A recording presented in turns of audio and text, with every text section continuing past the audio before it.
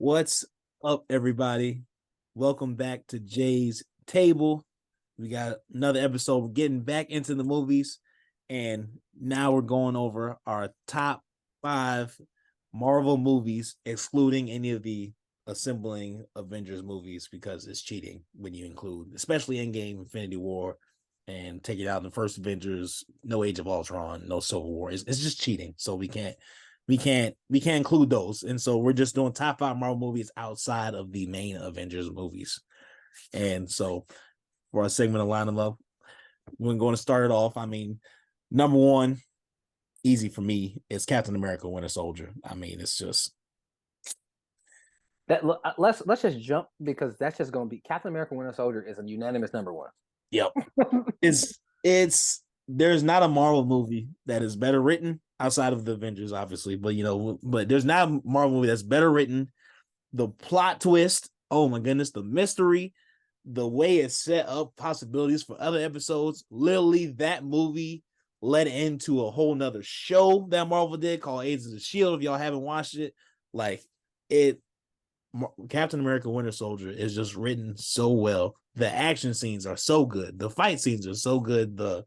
The little budding romance in there, that's good too. The whole relationships between the characters, it's just front to back.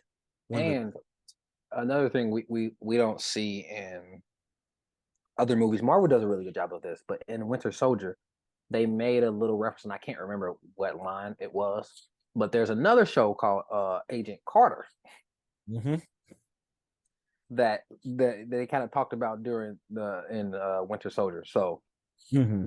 I mean, I can't really add anything to what you said because the fight choreography in the movie was amazing. Amazing. Like you said, the acting was really good. You The can't really dialogue too was so good in that. Everything about it, everything about that movie. Like going into the right, just like it was just so well written, like in all aspects, and even where the dialogue is just enough that leads you on to what you want to do. It keeps the comedy, but then it doesn't reveal anything too early, and then when you do reveal it, it's like spot on how it's revealed. Like, oh my, like it's amazing, perfect. Like it's number one, unanimously, all. It's so good, and Yeah, that's not a better. it's number one. Like it's So who do you have for your number two though? This is where it gets a little. I know it's a little tricky. So my number two, this may be a little unpopular. I don't care. I don't care.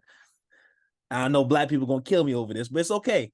Look, Black Panther: Wakanda Forever. Black Panther 2 is my number. I don't care. I don't care, bro. Black Panther: Wakanda Forever. I know it ain't the first Black Panther. It ain't got Chadwick Boseman in it. I know he dead, whatever. I don't care. This movie was written so well, y'all. It was written so well front to back. The villain of Namor, so good. Yes, Killmonger's good too, but the way Namor is written and the way that whole city is built, the way Stan Lee wrote between the plot of like real events, like the mines actually disappeared. They don't know what happened. And the fact that they switched it up and said, oh yeah, they went underwater, like, and used this science that they have with the vibranium, the science of the Marvel world that's already existence from previous series. Like they wrote that so well. And then also the way it opened, bro. Black Panther: Wakanda Forever. The opening of that movie is one of the best openings in movie history, bro. I agree with you. They were on 100 from the start. Oh my gosh, when the I love that scene where the United Nations meeting.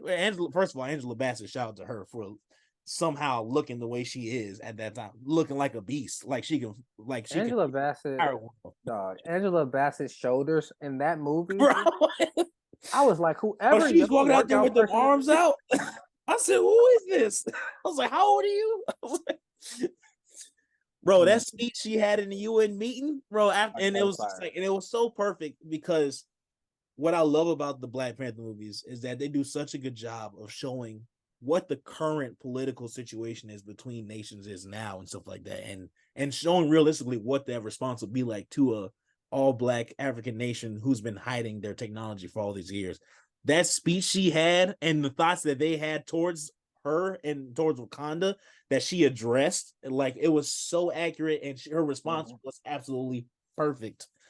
Oh my goodness. No, I agree with you, and I think it's we got to talk a little bit more about like what you were just saying about how the rest of the world will respond to a black nation that they didn't know about Mm-hmm. having resources that they don't have, right? Right. Like it shows the real racism of the rest of the world that we try to forget on our day to day Mm-hmm. activity because sometimes you just don't have time for it. But I Right. think Wakanda, both of them show, and the second one really kind of tied back into the first Black Panther Right. as to why they didn't want to share their resources because they was like they knew what would Yep. happen with the rest of the world. Yep.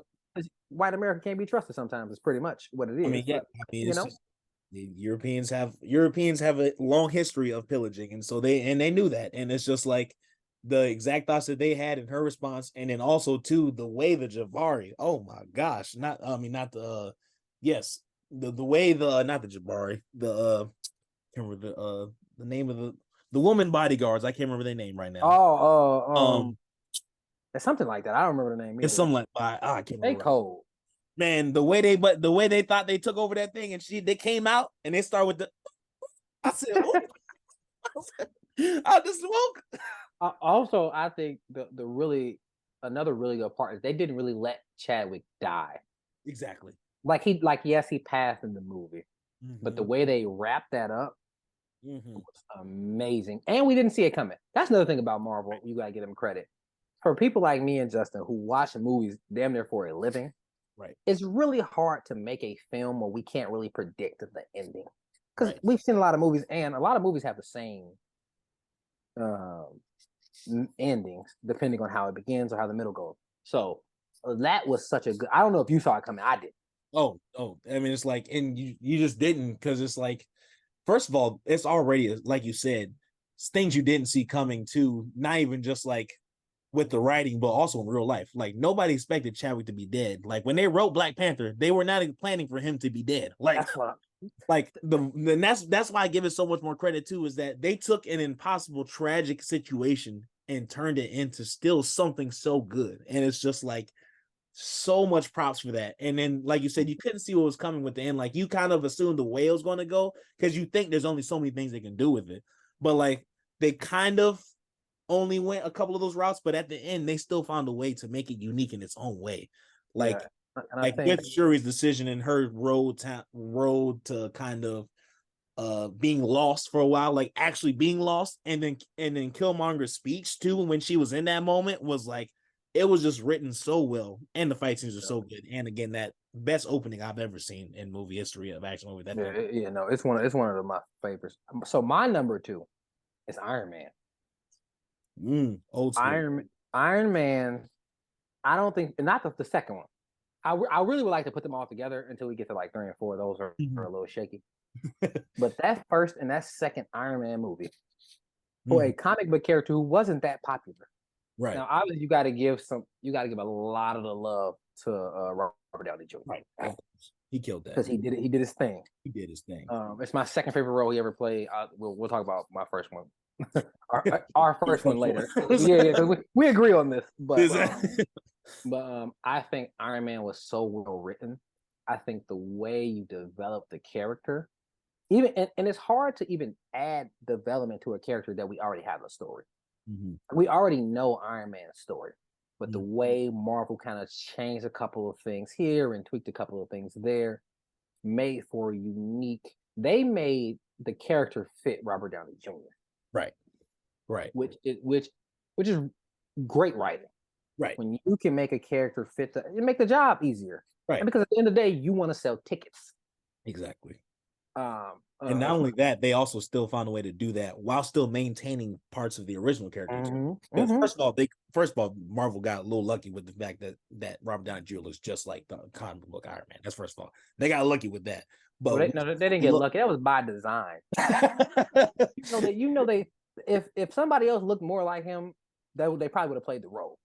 That's true, but also, but the part where they got lucky is that he looks just like him, but he can still do just as good as job acting it. Yeah, you're right. Because That's where they got lucky. exactly, they got really lucky with that because he looks just like him, and he did bro perfectly, and like they did write it around him very well, like you said, and it's like the way they did it, they still were able to keep the parts, and now it was also a good job to pick up somebody like Iron Man who has a developed backstory, but it's not quite as Like, developed yeah. as somebody like Captain America. Captain America. Yep. Exactly. Like where you can't, like Captain America is so developed in so many ways that you don't touch anything at him. Like you do work with what you got. Like that's it. Mm-hmm. You work with stuff around him. You're not gonna work with him though. Like him is him. But like Yeah. they did a good job picking that, and that first Iron Man movie was so good, and also that So good. unexpected turn at the very end where he just revealed everything. It was just like I am Iron Man. You were just like, whoa, you in your chair like don't do that. Like, what is wrong with you? like, and on top of that, I think what I really liked about the Iron Man movies, especially the first one in particular, is origin story movies are usually not bad, but they're not great movies. Right. Like think about Captain America's origin story. The first one, it wasn't that good. Right. It wasn't that good. I mean, I take Black Panther out because they did their thing with that. Like that's different. Yeah. But even Thor, the first Thor was not that good of a movie. Like Thor was you have to build exactly. You have to build the character's story, even if we already know it. But Iron Man, they did that and made the movie fire, and that's hard to do. Right. Yeah, and the way they wrote it in with that little, we talk about that charisma, and Tony's Robert Downey Jr. swag, is a beast at bringing that charisma, but where still he like kind of method acts, but at the same time he still has a charisma to it, and it's like he does a great job of that. He has that, yeah. It's that thing that Denzel and Will Smith have that we talk about. It's just like it's a swag they can't help but bring to the roles, right? And you see that in all Robert Downey Jr.'s roles, right? And luckily Iron Man had that anyway in the comics. Exactly. So having that swag helped. Like he just got it. He can't do nothing about that. He can't help that he him. So it fits just right in with Iron Man, which is where it's just it's a little bit of luck, but then also just genius as well. And it didn't fit in Dr. Dolittle, but I digress. Unfortunately, I still thought it was going to be a good movie. That's because there's only one Dr. Dolittle, and it's Eddie Murphy. I don't care what y'all say. That's another episode. What do you have at number 3? What's your third? So my number 3, I gotta go with Thor Ragnarok, and it's a movie that's not as much liked, but however, I think that it was one of the time. First of all, the first 2 Thor movies were terrible. First of all, it was the rebound. Let the people know.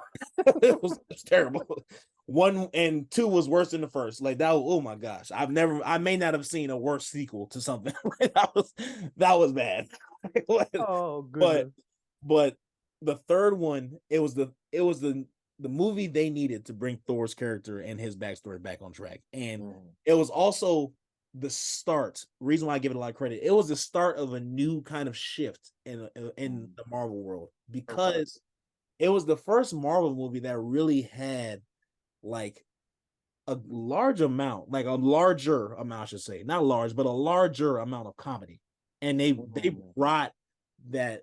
I think they did a really good job of mixing together the comedy with the action that you still want. You still got some really good action scenes with Thor Ragnarok, but you also got a lot of funny scenes, and you also got a lot more character development when it came to Loki and Thor's relationship, and as well as just they added in some couple characters here and there very well, and it was a smooth transition, and it was just that I love the way they installed that comedy, because sometimes they take it too far, and there are some Marvel movies and shows now that have a little too much comedy for my taste. But Thor Ragnarok, I feel like they had a good balance of that, and which is why it makes on my number 3 list, where I was engaged, where it kept me engaged that entire time out of these individuals. I agree, and I think it's you can't put enough emphasis on how Thor Ragnarok, the comedy they brought in, saved Thor the movies, because in those first 2.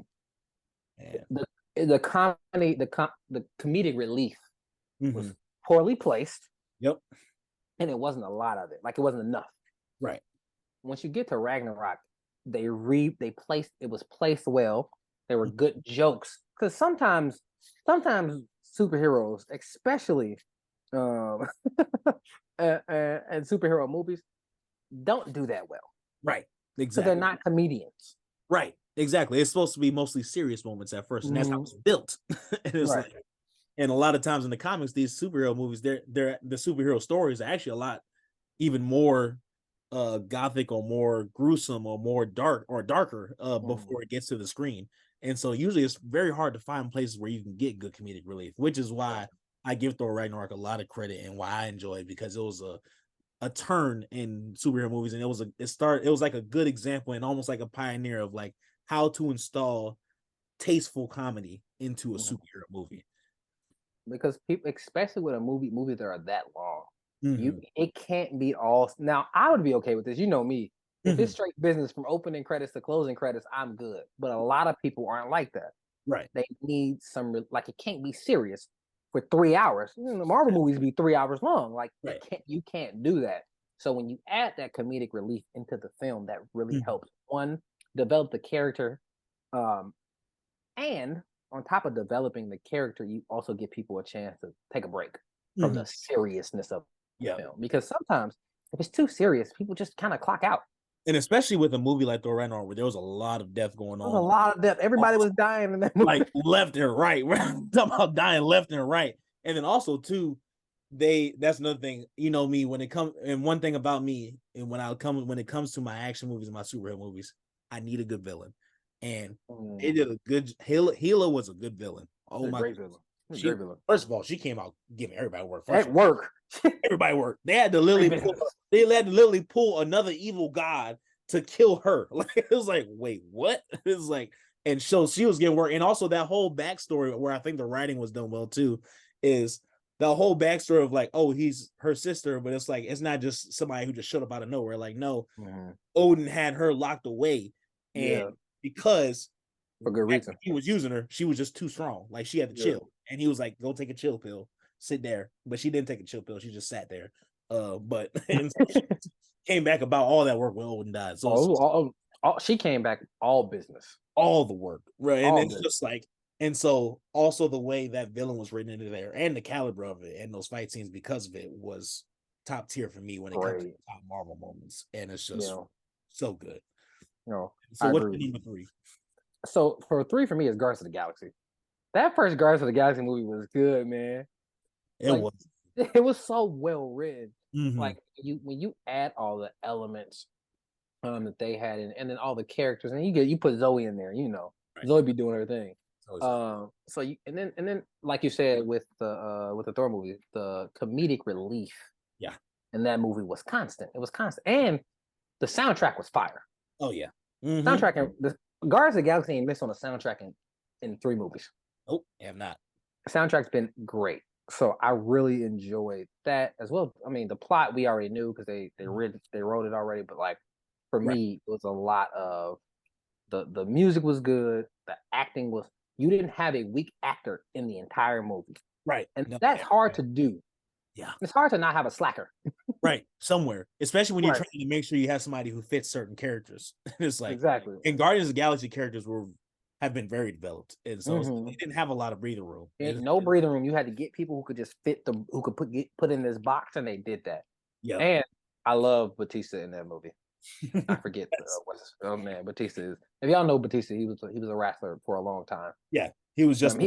But his full name is Dave Bautista, but his stage name in WWE is Batista. That's where we know him from. That was our start. But yeah, I love Guardians of the Galaxy because of that. Like you were so restricted with how you could write the characters in because these people, all of them already had backstories. Right. And I mean they were strict, well developed backstories. So when you can make a movie as good as they made that first one, and then the other 2 were the sequel and the third one were also amazing. Yeah, they're awesome.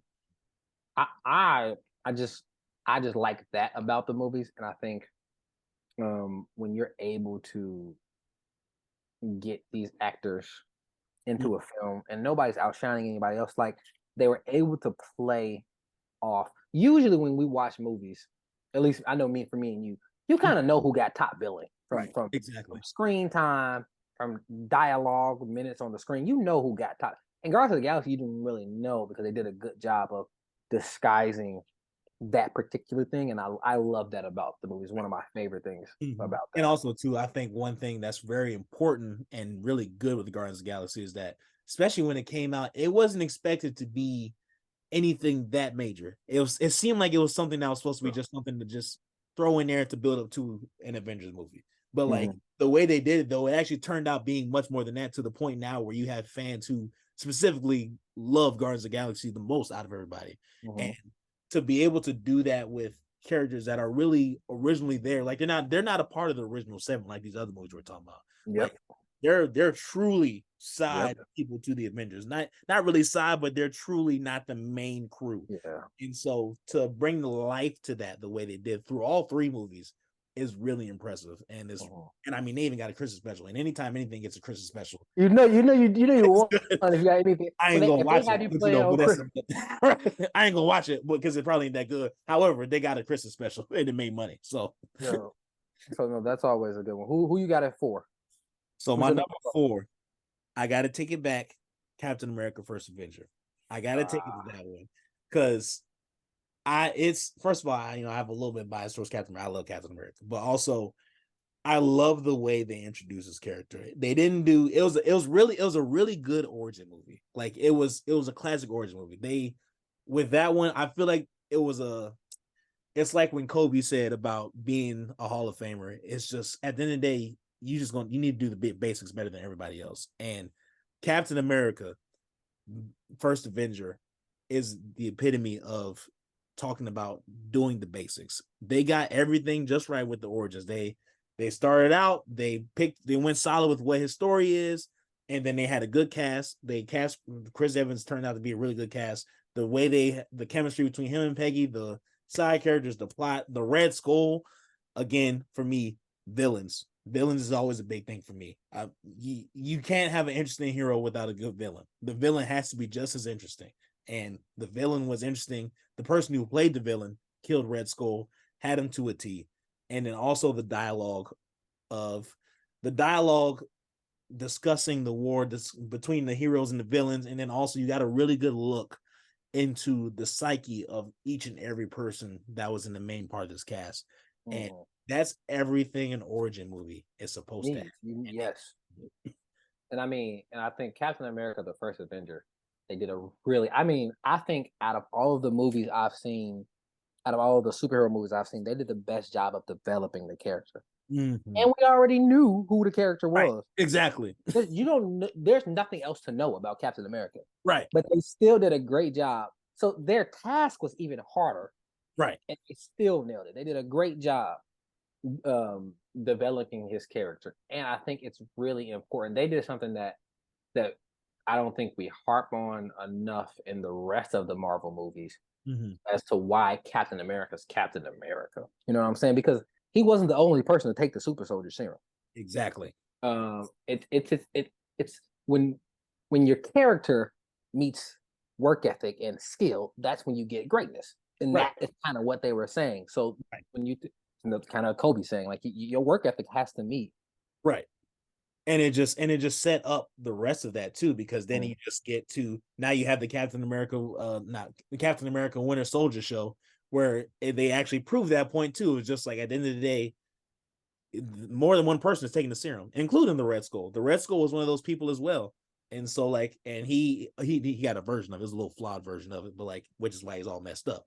But also he took it too. And then so did the newer guy was his name, John Walker or whatever, who took the same serum and ended up using it badly, looking terrible, not being as good of a Captain America and all the stuff like that. It's like you said, they did a good job of showing why he's Captain America, which is important in a movie like the Avengers, where he's going to have to be the leader. Why they keep picking him to be the leader, why he is captain. Like he's not, yes, he technically got the title of captain so that he could be advertised and stuff, but no, he actually deserves this. He's a leader. He's a leader, right? He is a natural born leader. Yeah. And it's like, and that's important when you have all these characters in the Avengers movies who are honestly just as strong.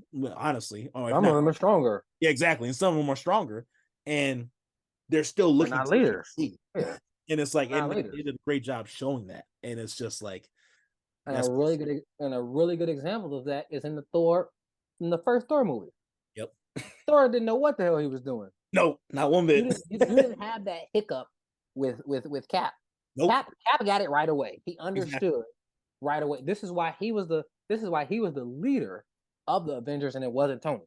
Right. Sure, They, Tony's a brilliant person. Is he smarter than Cap? Sure.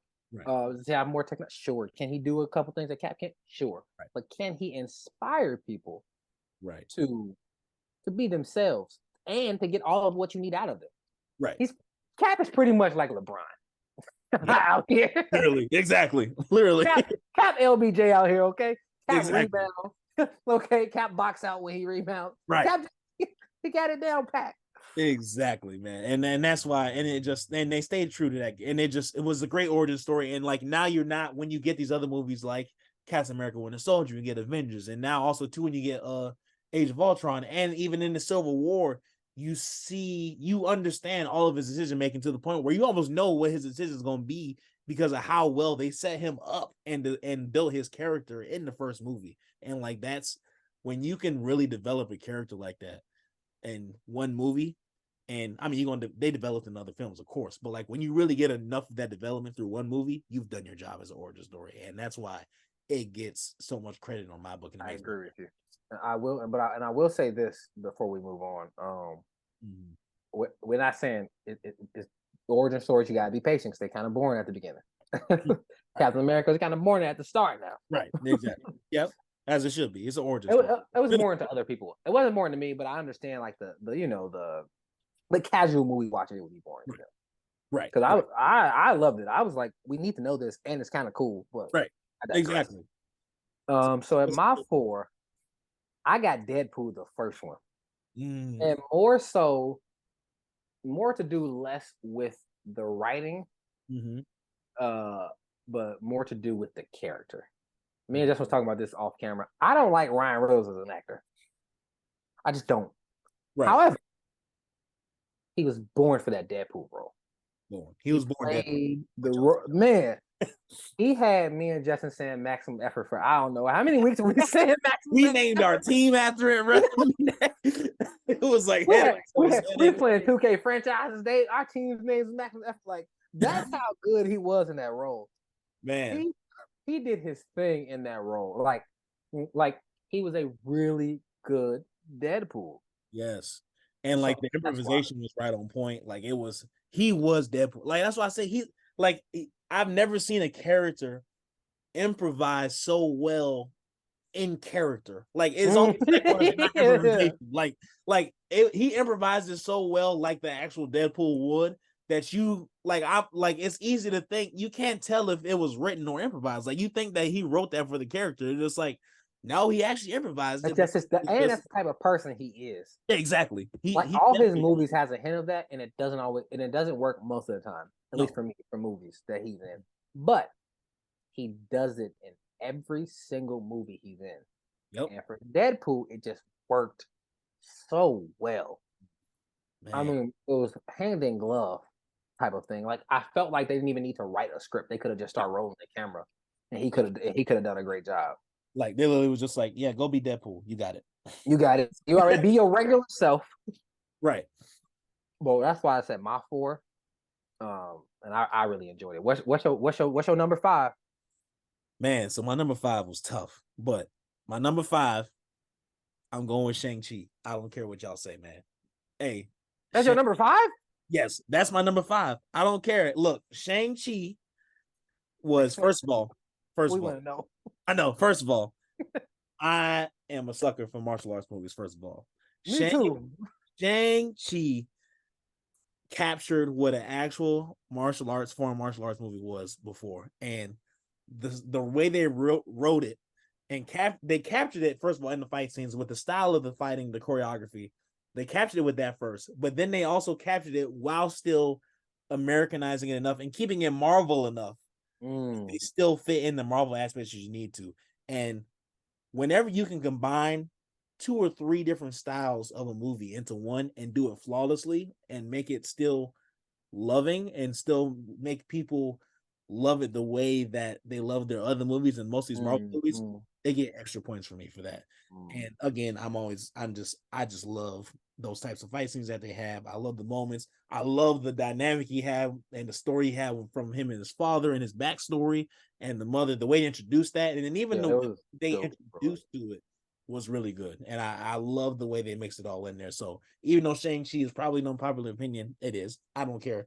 I'm It's, about to say, it's like, not probably because and Shang-Chi was good. The reason I don't have it super high is because again, the reason I like it though is because like you know, martial arts. I can watch martial arts movies solely just those for the rest of my yep. life and be fine. Mm-hmm. But I think for me, it was kind of a run of the mill plot wise. Like his relationship with his dad and then his mom and dad, that just made sense for foreign martial arts movie. Because like you said, you go back, they all were like that. Mm-hmm. You know what I'm saying? Now you get you add the Marvel, the super fighting and all that makes it a little different. Right. But the thing I liked about the movie the best was the fight choreography was so good. Yo, so good. It might have been the best out of the Marvel movies, including the Avengers. I Exactly. would argue. I would too. I mean, I think it is because I mean, foreign martial arts movies just have better choreography and Yeah, because they can actually fight. they can actually fight. So it's just like so it's just better. So like I don't care what y'all say. It's not up for debate. Like It's not up for debate. I don't care if it looks and Spooty all over tracks y'all as much. It's just better because they can fight for real. They can fight for real. Exactly. They can go into the parking lot and do these moves on a real person. Right. Your favorite actor in America can't do that. That's why here we know all the actors that can fight for real because it's that important. Right, exactly. For martial arts movies, everybody in the movie can fight. That's why you ain't have they ain't go like, oh yeah, blah blah blah blah blah. You only know famous fighters, martial artists that are foreign because they came to America and started doing movies. Right, exactly. Jet Li wasn't special. Everybody can do that. Not over there. Jackie, neither onion. Jackie wasn't special. Now Bruce was special, but that's a different story. He started, so it's just like he's a pioneer. So of course he's gonna be special. Yeah. Bruce killed in real life. Right. And I mean, most of them can't too, but Bruce was just a whole nother level. He was a true martial art. Like he was. Movies was just a hobby. Right. Exactly. It became a good money thing for him. He was a martial artist at heart. Right. Exactly. Like so, he's a little different. But so in my 5, I have Black Panther, the first one. Yeah. Because it almost made it. Because I mean, you can't. Technically, it was an origin story. Right. Which is hard because it was so good. Right. Exactly. Like, and Chadwick is was one of my favorite actors. Me and Justin were talking about this too off camera. Mm-hmm. Acting in the early days was more of a popularity contest than it was an art form. Yes. I like that it's becoming more of an art because you get people like Chadwick Boseman on screen. Somebody who's a trained actor. That's what I mean. Like they went to school for this. This is what they do. This is their job. He went to Howard and then he went to Oxford and then now he's on the screen. Like just like it's the job in a regular road. Not just who's popular is going to. It's not like, hey, I can rap, so put me on screen. Right. Now, granted, sometimes that's successful because we got Will Smith from that. Right. But also, that's why he's him. Exactly. We was like, apparently plucking off the street actually worked this time. That's why Will Smith is different. What's crazy is it usually worked then. Right.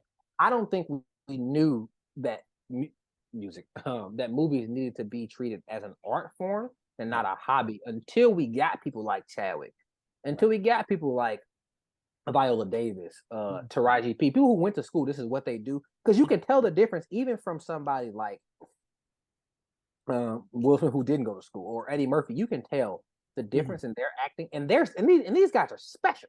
Right. Special. These are great actors who never went to school. But you can tell the difference. Like some of the shit Will Smith had to learn from Fresh Prince. You didn't have to do that with Chadwick because he knew it, because he learned it. So that's why I put it in number 5. There doesn't require as much of a build up to get to greatness. Like he's just like That's why 6 Degrees Separation didn't do that well, because he didn't have the minute mannerisms that you're taught in the school of acting. He didn't have, hey, this is how you say this word if you're this character that Chadwick already knew. Mm-hmm.